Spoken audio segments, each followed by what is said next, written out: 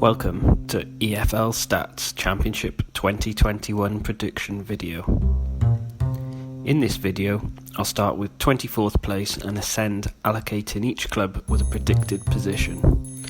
I'll explain why each team has been predicted in each position to allow you to see why I have come to these conclusions.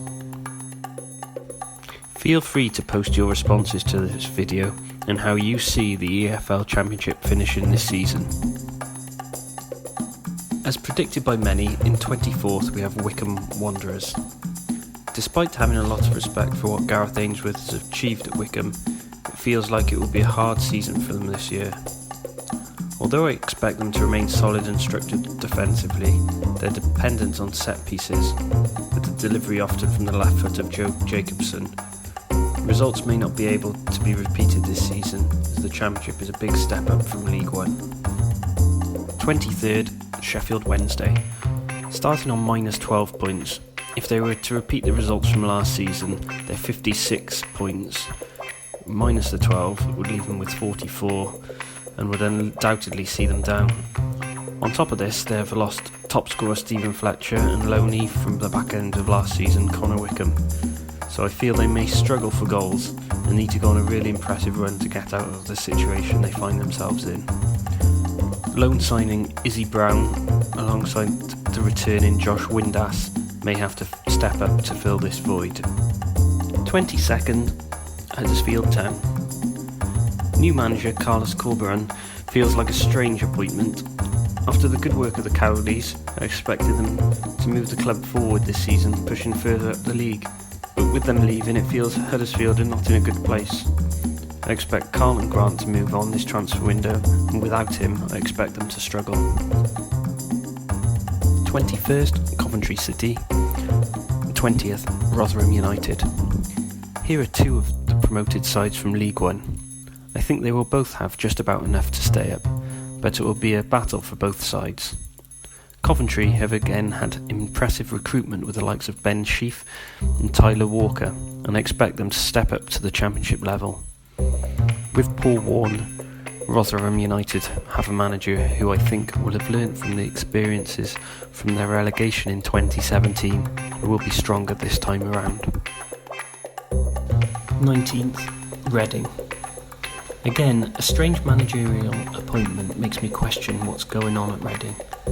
Just as things were looking up, and they decide to move on Mark Bowen.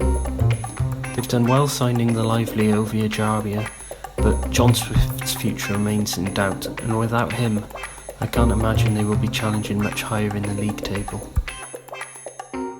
18th, Luton Town. Nathan Jones kept Luton up at the back end of last season, and I think they will improve again under the Welshman this season. He signed Norrington Davis on loan from Sheffield United and James Bree, and both will be important for the way he utilises his fullbacks. 17th, QPR. How do you replace a player like Eberechi Eze? It will be difficult. With Bright Asay Samuel and the likes of Elias Chair, they have the creative players, but I feel also with no Naki Wells or Jordan Hugill, they may be lacking the goals to be pushing any higher in the league. 16th, Swansea. After a good start last season, Swansea fell back and only just made the playoffs, mainly due to the goals from loaning signing Ryan Brewster. If the likes of Joe Rodon or even Andre Ayew don't stay, you feel things could be even worse. Morgan Gibbs-White is one bright hope, and if he can capture some good form, Swansea may be able to finish in the top half. 15th, Barnsley. Gerhard Struber did a magnificent job keeping Barnsley up last season. With the youngest squad in the league, it feels like under his tutelage they can only improve on last season. 14th, Bournemouth. With Eddie Howe leaving and the big money sales of Ramsdale, Wilson Ake and probably more to come, it feels like Bournemouth will need time to rebuild, and this season they will find themselves in mid-table. 13th, Preston North End. From 14th up it could be very tight, and if any of these sides put a good run together, they're capable of making the playoffs. With Preston it just feels like they haven't added too much, and they may not be able to mount a great playoff push. 12th, Millwall. 11th, Blackburn. Similarly to Preston, I feel both these sides are strong championship sides. With a good run they could reach the playoffs, but I fear both sides lack the strength in depth and may miss out because of this. These next two are a bit of a gamble, and maybe a surprise to many of you. I just believe that the two managers of these sides, Aitor Karanka and Neil Warnock, have had so much success in the Championship and will be able to turn their sides around to be challenging around the playoffs. 8th, Bristol City. On paper, they have a really good squad with many options in all areas. The signings of Chris Brunt and Chris Martin will also add good experience to the group. The big question mark is Dean Holden, and whether he will be able to guide their capable squad to the playoffs. 7th, Derby County.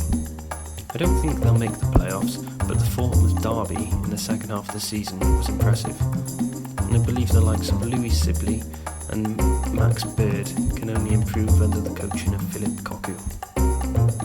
6th, Nottingham Forest. After just missing out at the death last season, I feel the signing of Luke Freeman improves their attacking options, and with the likes of Grab and Lolly and Amiobi firing, the playoffs should be achievable for the Reds. 5th, Stoke City. All the XG analysis says Stoke underachieved last season. Surely they have learnt from their mistakes from last season, and now under Michael O'Neill they seem to have a squad which should be finishing in the top 6 at the very least. 4th, Watford. I'm pretty certain they will be challenging for promotion this season. I just feel they may have a slow start as some of their players adjust to life in the Championship. 3rd, Brentford. I think most fans would be surprised that Brentford aren't being predicted in my top 2 here. The main reasons for this are the probable exits of Ollie Watkins and Saeed Benrahma, and also the effect of moving to a new stadium. Ivan Toney is an able replacement for Ollie Watkins, although he may need time to adjust to how Brentford play.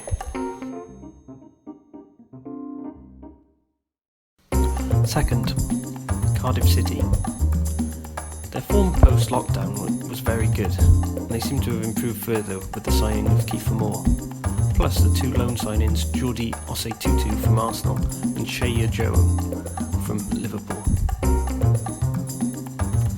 With Moore added to the likes of Morrison, Nelson, Patterson and Flint, they will be even more dangerous from set pieces than last season. 1st, Norwich City. At the moment, Norwich have kept a lot of their stars from last season and have added to their squad. The signing of Ben Gibson is a good one and will help solidify their defence. With the likes of Pukki, Cantwell and Buendia still around, I can't see them not gaining promotion this season. So here is our predicted table. I understand lots of you will disagree and have your own opinion on what the table will be. It is likely that we both will be wrong. I hope you enjoyed the video. If you did, please like and subscribe, and make sure you follow us on Twitter at EFL Stats for more EFL content.